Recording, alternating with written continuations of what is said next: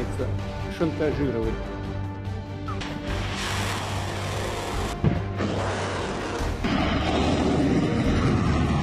रूस के राष्ट्रपति पुतिन ने जब उत्तर कोरिया की यात्रा की तो उसके कई मायने निकाले गए थे, क्योंकि उस समय में जिस तरह से अमेरिका और नेटो देश पुतिन को अलग थलग करके उन्हें जंग में झुकाने की फिराक में थे। ऐसे में पुतिन की इस कुशल रणनीति ने जंग का रुख मोड़ने का काम किया था। दुश्मन का दुश्मन दोस्त वाली नीति को अपनाते हुए पुतिन ने करीब 24 साल बाद उत्तर कोरिया की जमीन पर कदम रखा था और उन्होंने हर पाबंदियों को दरकिनार कर उत्तर कोरिया से डील साइन की, जिससे ये बात तो साफ हो गई थी कि आने वाले समय में ये जंग थमने की बजाय और ज्यादा विस्फोटक होने वाली है।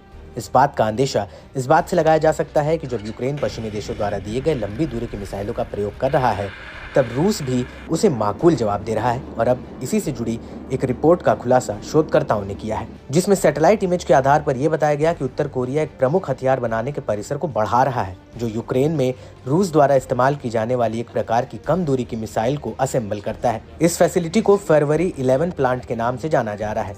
मॉन्टेनरी में मिडलबरी इंस्टीट्यूट ऑफ इंटरनेशनल स्टडीज में स्थित James Martin centre for non proliferation studies के एक शोध सहयोगी सैम लेयर ने कहा, ये संयंत्र हॉसोंग 11 श्रेणी की ठोस ईंधन बैलिस्टिक मिसाइलों का उत्पादन करने वाला एकमात्र प्लांट है। इसके साथ ही ये भी पाया गया कि उत्तर कोरिया के इस इलाके में पहले से ही अंडरग्राउंड तैयारियां चल रही थी।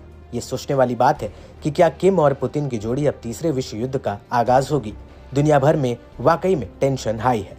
वहीं यूक्रेन की भी चिंता जरूर बढ़ गई होगी, क्योंकि एक यूक्रेनी अधिकारी ने बताया है कि जिस मिसाइल को नॉर्थ कोरिया बना रहा है उसे पश्चिम में KN-23 के तौर पर जाना जाता है और इसी का इस्तेमाल रूसी सेना ने यूक्रेन पर हमले में किया है।